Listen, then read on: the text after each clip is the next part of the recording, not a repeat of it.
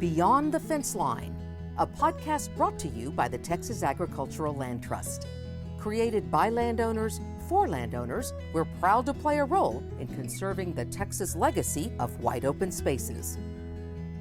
Hi, I'm Brad File. I work as TALT's Gulf Coast Regional Steward.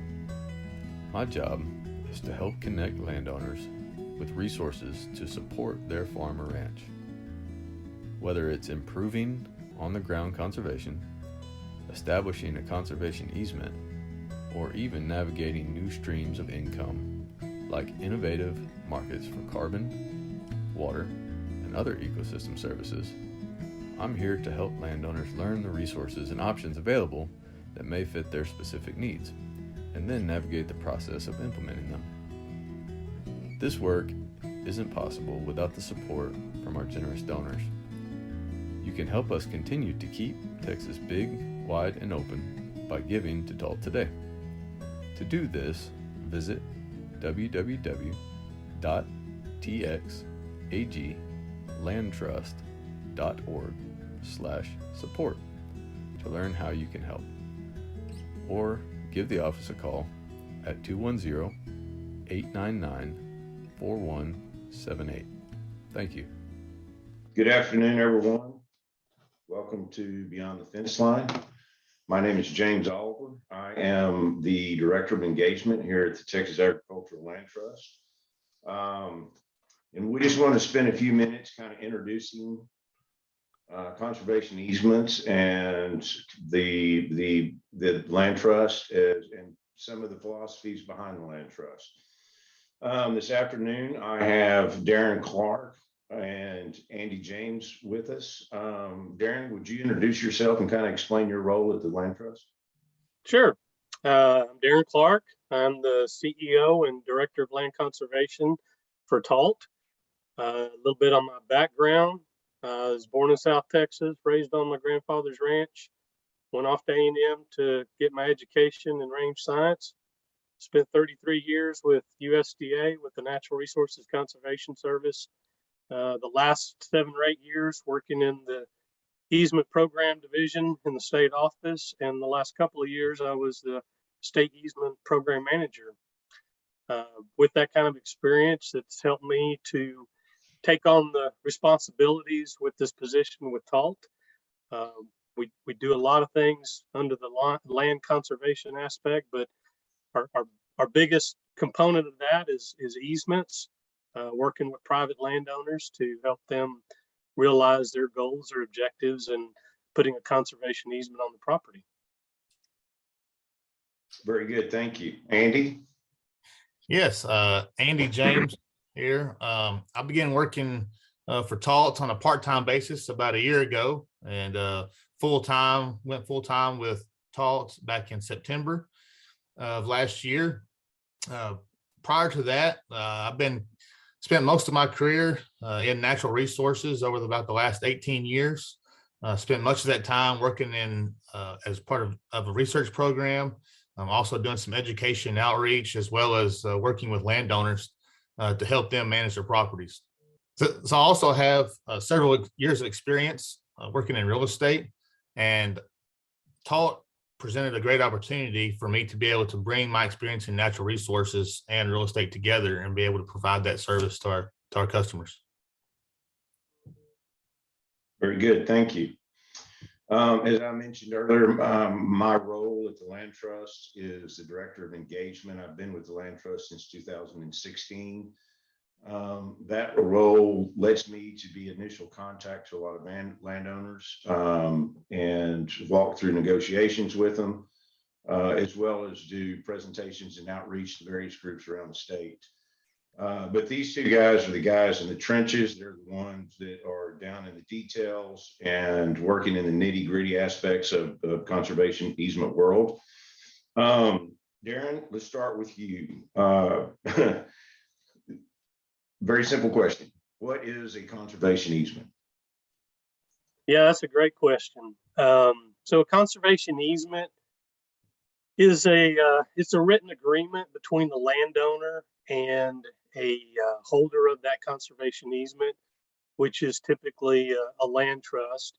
It's done on a voluntary basis where a landowner basically is saying, hey, I'm willing to put these restrictions on my property or forego certain rights to the property to be able to protect and enhance the natural resources or possibly even cultural resources that are on the property. One thing it's not a sale. The property is not being transferred in ownership. With a conservation easement, the landowner still retains ownership of the property. And they're also the ones that continue to decide or make decisions on management and what takes place on that property. But as part of the responsibility, the liability for the easement holder, again, typically the land trust, they are required to make an annual visit to the property to make sure that the terms of that conservation easement are being followed and that there are no potential violations on there. So the landowner does give the easement holder the right to make at least one visit a year to ensure that the easement's being followed and being enforced. I might say, James, speaking of a land trust, you might take a minute and kind of tell us about the Texas Agricultural Land Trust. Absolutely. So excuse me. Texas Agricultural Land Trust was created in 2007 by representatives from our three largest property rights associations in the state: Texas and Southwestern Cattle Raisers, Texas Wildlife Association, and Texas Farm Bureau. And those, leaders from those organizations came together to try to create a tool for private landowners to just have one more resource in the toolbox. Since 2007, the Ag Land Trust has helped Texas landowners conserve and protect a little over 250,000 acres all across the state of Texas. We are truly the only state-based land trust that works across the state of Texas. There are 31 individual land trusts in the state of Texas. But we are the only one also whose only focus is working agricultural lands, open space, farming, ranching, wildlife management, those kinds of things. And it's really interesting to note that as a landowner goes through this whole process, there is a land trust out there in the state that each one has its own personality, each one has its own purpose, but it's really important that that landowner find that land trust whose goals align with theirs and whose long-term purpose aligns with what they want for their property in the long run.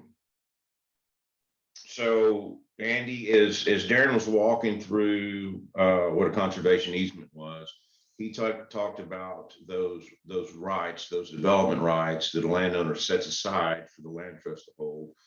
But he also talked about those rights that a landowner keeps, those reserved rights, if you will. Could you walk us through what some of those reserved rights are and kind of what they look like and how they operate?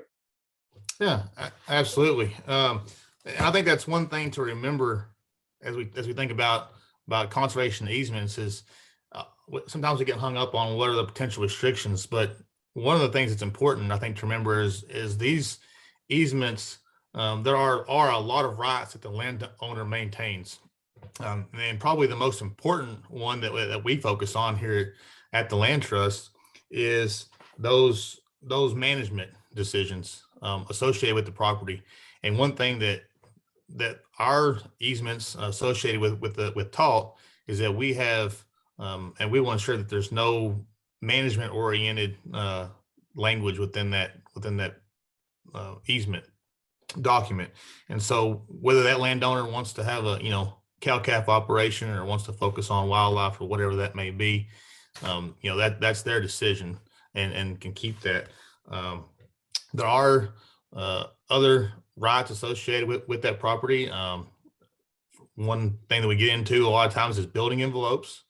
And so while we do try to limit development, and a lot of times that's what you're giving up is those development rights, being able to maintain a building envelope for a future home site on that particular property, or maybe it's for for kids or grandkids down the road, but those can be included into an easement document. We do have a minimum acreage that we have kind of as something to go off of, and that's 140 acres is what, and that number comes from some data provided by the Natural Resources Institute, real estate data, land trends data, and that number comes, that 140 acres is based on that study, is kind of the minimum acreage kind of needed to be able to have a viable agricultural enterprise, and be able to at least kind of, you may still have to have another job, but that's at least can break even. Other rights associated with that property, things like oil and gas rights. There are instances where you maintain those rights to the oil and gas, and those that development can happen, and based off of when our other surface use agreements put in place and things like that. I would say that I guess right now, and James can maybe go into a little deeper into this on the solar and wind issues, but those are some rights that maybe don't have a lot of answers to at this point, and so something that is being limited. Yes, Andy. It's so to date, the IRS has been silent on renewable energy, commercial renewable energy. And we've just always felt it was in the best interest of the landowners, excuse me, that were interested in doing business with TALT, that we not allow commercial renewable energy within our easements. Should there be some new guidance from the IRS, we're more than willing to look at those things. We just always thought it was in the best interest of the landowners that are interested in doing business with TALT to leave that out of the easement. Right. I will add one more. I think that's really important to keep in mind is ultimately the landowner maintains ownership of the property and title in hand. And so, this doesn't prevent you from selling the property if that's what if that's something that has to happen in the future or anything like that. But the land trust doesn't hold that title, doesn't have anything to do with that. Thank you. Hey, Andy, so once can you walk us through all the steps involved in completing a conservation easement transaction, all those due diligence items that are kind of behind the scenes outside the negotiations, those kinds of things that we have to accomplish before we can complete a transaction? Absolutely. So some of these things go right back to the real estate transaction side of things. Some of those that we commonly think of, things like a survey, sometimes if those are needed. In some instances, there's going to have to be an appraisal completed. There's likely going to have to be maybe a mineral report or some mineral work done to see, make sure who has ownership and who has rights to those particular mineral rights. There's also going to have to be some title work done, and there'll be a title policy in place for the easement. So a couple of those are things that we kind of commonly see on other traditional real estate type transactions. There's also a few more that maybe go into it. One is a baseline report, and this is an extremely important document that goes along with the easement that essentially documents what's currently all the infrastructure and all of the maybe buildings and anything else that may be associated with that property. All that gets documented as a baseline report to be able to document if there are changes over time. So that's a report that has to be done. There's also going to be some attorney's fees that are included. We do require any of our clients to at least have an attorney review the final document to ensure what's being signed. But we encourage our clients to work with attorneys to make sure that their needs and wants are being addressed. trying to think if there's anything else. Those are kind of some of the main expenses. I guess a few more of those expenses would be, we also have a stewardship donation that is one that maybe doesn't get talked about enough, but essentially that stewardship donation provides the ability for the land trust to be able to make that annual monitoring visit, in perpetuity. And so when we think about, 20, 30, 50 years down the road, someone's got to be able to go out to that property and check on that ranch to make sure that the easement is being followed. And so that stewardship donation helps ensure that there's funding available for that to happen. Yeah, I think that's a good point, is that these conservation easement instruments are perpetual. They do run with the land, and the land trust, and this is very important. It goes back to picking the land trust that aligns with your goals. That land trust is your partner in that conservation easement in perpetuity. By the same token, the land trust has a perpetual obligation to uphold those reserve rights that landowner set out for that property. And so Darren, landowner's done his background. He's looked at all the land trusts in the state or in the area that he could work with, and he's determined that Texas Agricultural Land Trust mission and his motivation align, and has decided to go with TALT. So what's the next decision tree? Well, one of the biggies is landowner needs to decide what type of easement they want to go with. And usually that ties into what their motivation is. So landowners normally, there's a variety of reasons why they find interest in pursuing a conservation easement. Some of the more common ones, landowner may have a piece of property that they put a lot of their blood, sweat, and tears into. They've worked really hard to get the property in the condition it's in, and they want to see that it's protected, that it's not developed somewhere in the future, perhaps after they no longer are in control of the property. That's one of the common reasons. Might also be maybe the property is family property. It's been passed along through generations, and they want to keep it in working agriculture. There's other reasons, successional planning, looking in the future, how that property is going to change ownership, go down through to the heirs. So it's a consideration that a landowner might use a conservation easement as a tool to help reduce that taxing part of it, the burden of that tax by using a conservation easement. And there's other reasons as well, but those are some of the more common ones. And then I guess lastly, a very common one is it's quite frequent when a landowner would desire to have some additional cash flow to either install additional conservation practices on that land or do something to increase productivity, or maybe they just need the additional cash flow for other financial reasons. But those are more common reasons, and based on that kind of helps determine what type of an easement that the landowner might be pursuing. Really, that comes down to, is it going to be a donated easement? Is it going to be some type of a purchased easement?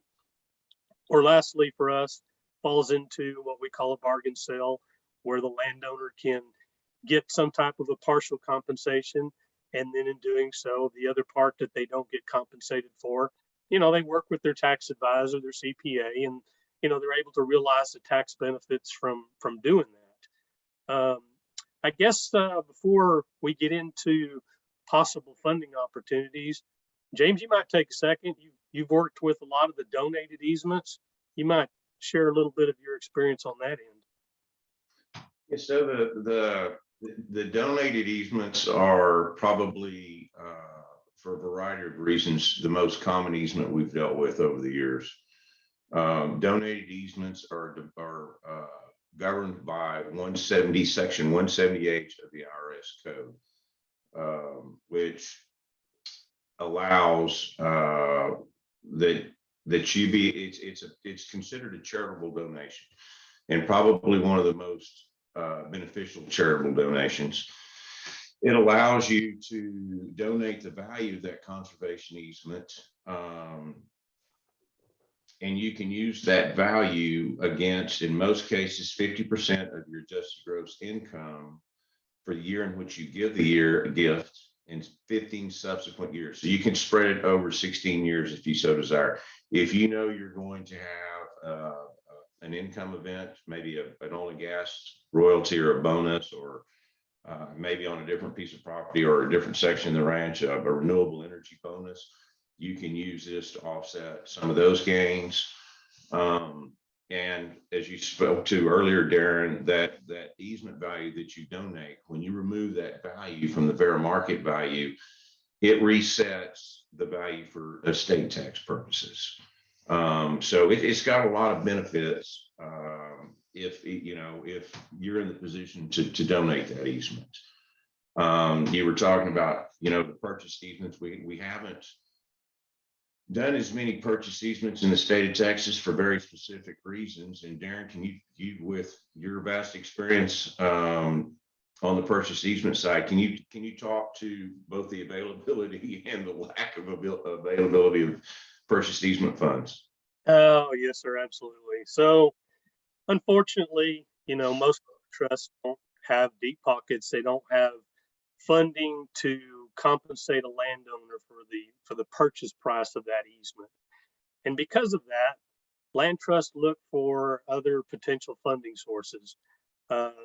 Two of the more common ones that are used here in Texas is a federal source, and there's also a state source. So on the federal side of it, which was a program that I've had past experience with, is through the USDA, through the Natural Resources Conservation Service. It's their ACEP program, the Agricultural Conservation Easement Program. And under that program, a landowner can work with and through a land trust to submit an application for federal funding. And if approved, then they can receive up to 50% of the value of that conservation easement.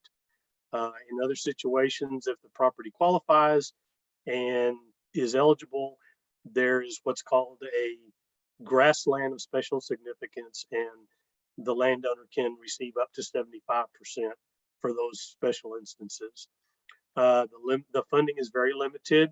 It's an annual allocation, comes from their national headquarters in DC. The other funding source is through the Texas Parks and Wildlife and their Farm and Ranch Protection Program. Because Texas operates under a biennium, then every 2 years that program funding is available, but the funding on it is even more limited than what NRCS has. But those are the two more common funding sources. And then there's also opportunities maybe with a corporation or even a foundation. There are other private funding opportunities that exist, but as conservation easements have continued to show more interest, become more popular, funding has increased, and TALT, like other land trusts, we're hopeful that moving forward in the future that the lawmakers will take that into consideration and hopefully increase that level of funding and make that more available in the future. No, and even in my limited time with the land trust since 2016, I've seen the popularity of conservation easements grow, not only from the generation holding the land today, owning the land today, but the next generation and younger generations. And it's from estate tax purposes down to the next generation is preserving a legacy and a heritage. And I know in other states like Colorado, they use a portion of their lottery proceeds to help fund conservation easements. In Montana, individual counties will issue bonds to help fund the purchase of conservation easements. And so hopefully we get that way, but we've talked about the value of these things, both in a donated sense and a purchased sense, the value of the conservation easement. Andy, how, and it is critically important business decision for landowners to either donate or to need to sell an easement. So Andy, how do we determine the value of the conservation easement? Okay, yes, we touched on this briefly just a little bit earlier, but essentially the value of an easement will come down to an appraisal. And that appraisal has kind of two parts to it. One, the first part will be just as any other standard appraisal, looks at the value of that property in its highest and best use without an easement in place. And then they will take the second part of that appraisal will take the restrictions or portions of the easement, that you're willing to give up, for instance, maybe the development rights. It will take that into an account and reduce the value of that property. And so the value of the easement is actually the difference between those two numbers. And so that usually is expressed as a percentage, as a percentage. And it could be anywhere from say 25 to maybe even as much as 60%, depending on the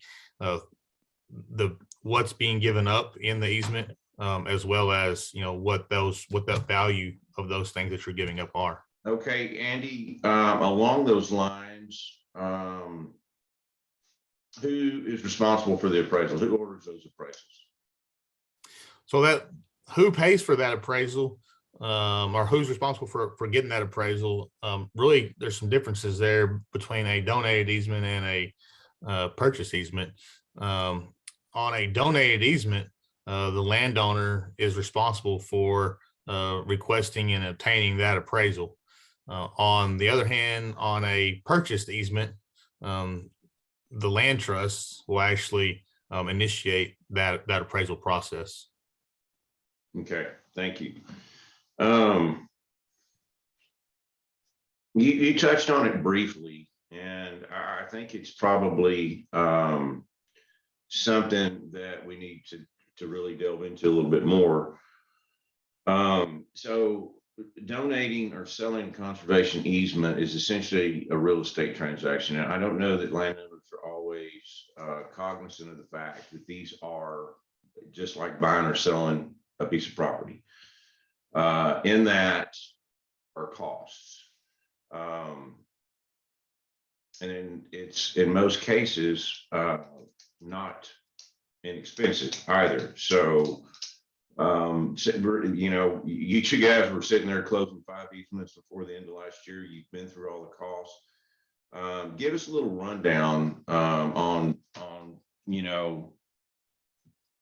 remembering that the Ag Land Trust is a nonprofit, and our side of the equation as well as the landowner side of the equation. Toss it up. Either one can take that one.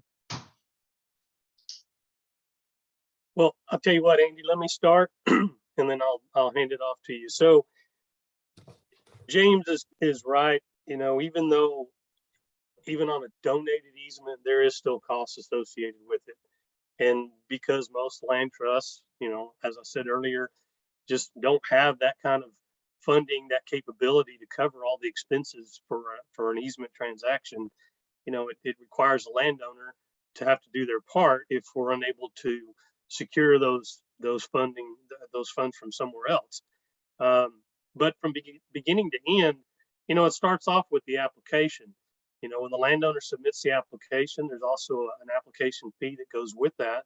And that funding is what gives TALT the funding to have staff time spent on that application. So we go through the initial process of getting information together, maps, ownership records, things like that, things that we use to help that landowner realize their goals through that conservation easement.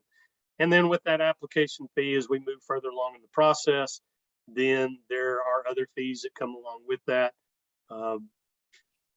Also goes along with the, as Andy mentioned, the stewardship part of it, but there's also all those due diligence items that were mentioned earlier. Andy, you might talk about, the cost of an appraisal and maybe even a survey, some of those other due diligence items that, are required to be able to execute the conservation easement. Okay. Yeah. So Going back to some of those due diligence items, just to maybe kind of, and these numbers are not hard set in stone, but just maybe some, an estimate that you may have to be, factor in. Something like a baseline report, is going to vary in price based on kind of the size of the property, but could be anywhere from $3,000 up to $8,500 on a bigger piece of property. Your mineral reports, if those are needed, or an appraisal, those could run anywhere from $2,500 up to $3,500 a piece. A survey obviously is going to be somewhat factored into the size of the property, but those could be anywhere from probably $2,000 to $5,000 on a general property that didn't have any kind of special needs associated with it. The title policy, it'll be, it's set by the state based on the value of the easement. So the more valuable that easement, the higher that cost could be, and that could be anywhere from $5,000 to $20,000, depending on the value of that easement. So definitely, each of those items are, have a pretty significant cost associated with them. And I might add to that, additionally, I think Andy mentioned earlier that, we do encourage the landowner to work through their own attorney to represent them and protect their interests. So there's obviously costs associated with that. TALT has to go through, our own attorney, and there's fees associated with that as well. And it just depends on, if the title's clean and not very complicated, it's a relatively easy easement to execute and get closed, then, and also the timeliness of it. If you do it in the middle of the year versus doing it towards the end of the year when, the title company and the attorneys and everybody's trying to, enjoy time with their families and holidays, it ends up costing more.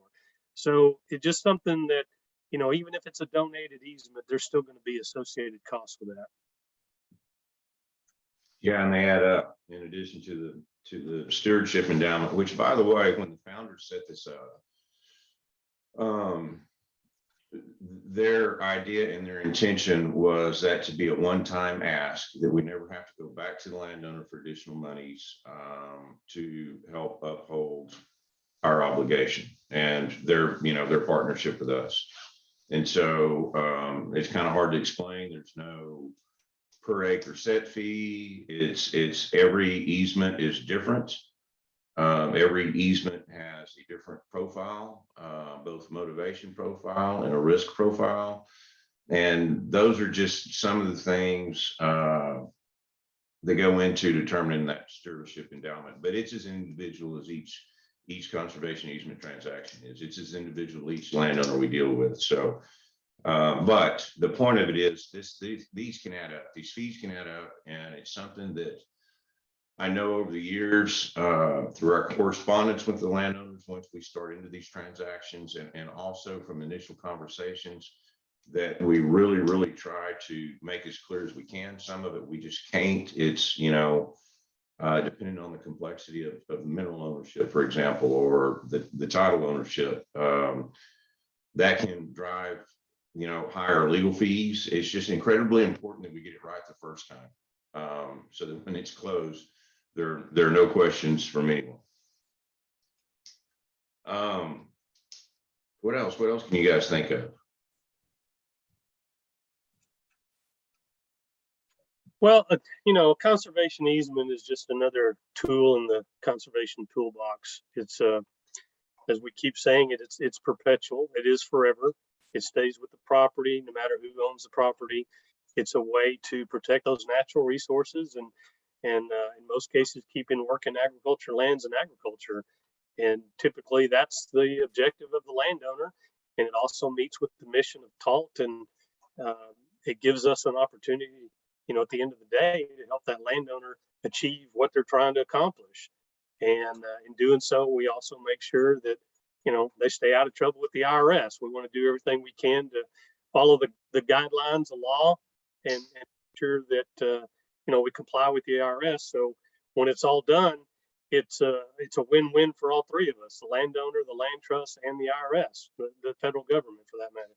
Or to comply with funding sources requirements. Good point. Absolutely. We're very fortunate in that our main funding source through the NRCS is a working lands easement, and those easement documents and their requirements align with our mission and most of our landowners' missions very well.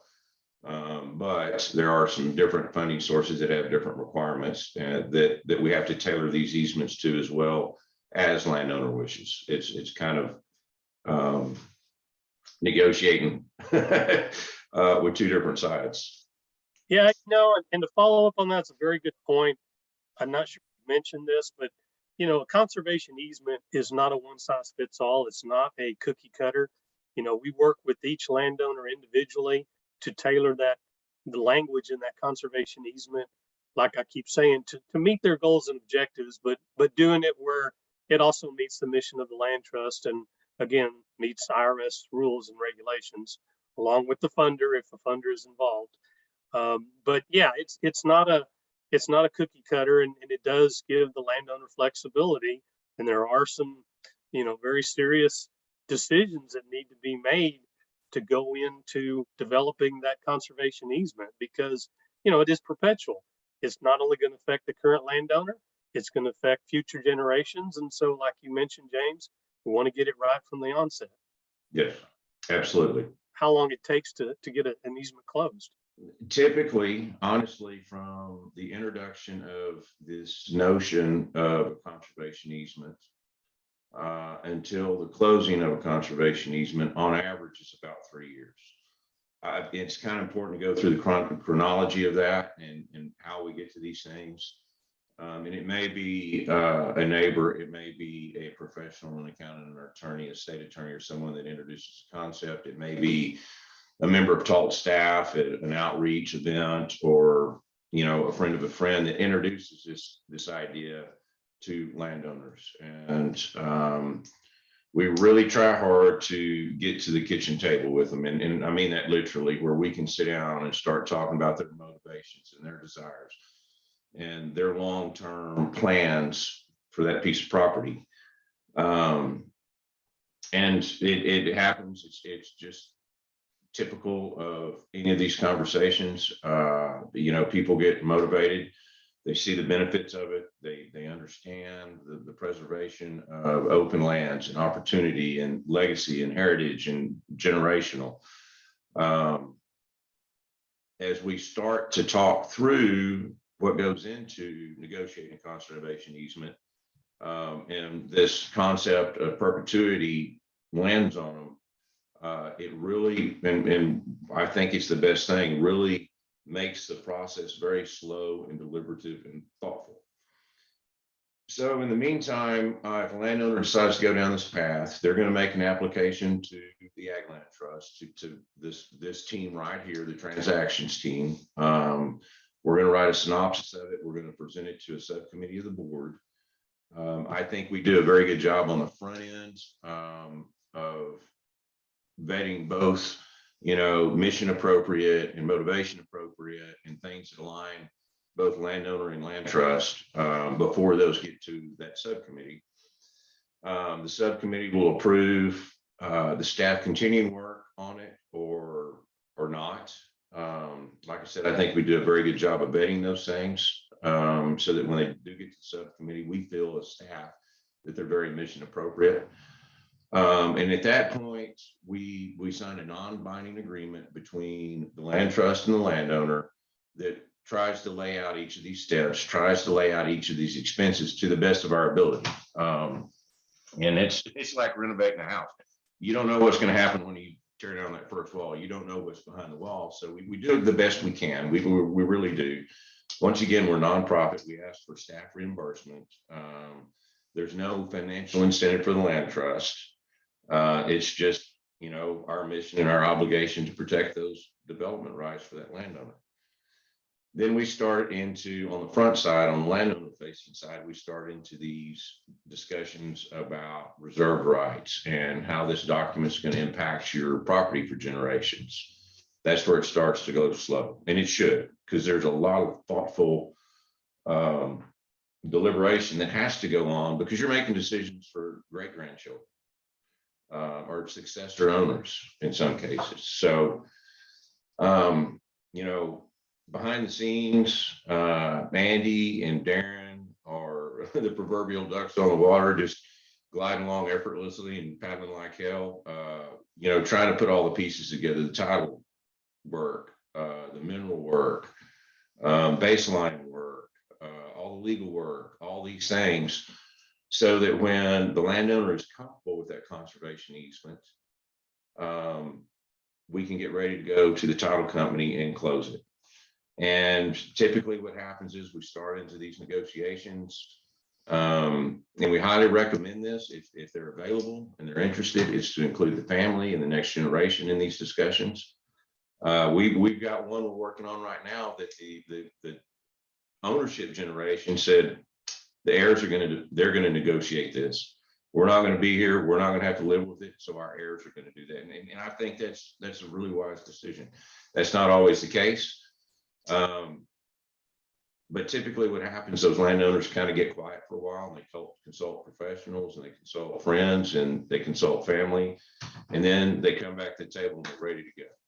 So that's a bit of the chronology of it, but on average, if you're just introducing the topic of conservation easement, it's about a 3-year process. Pretty busy.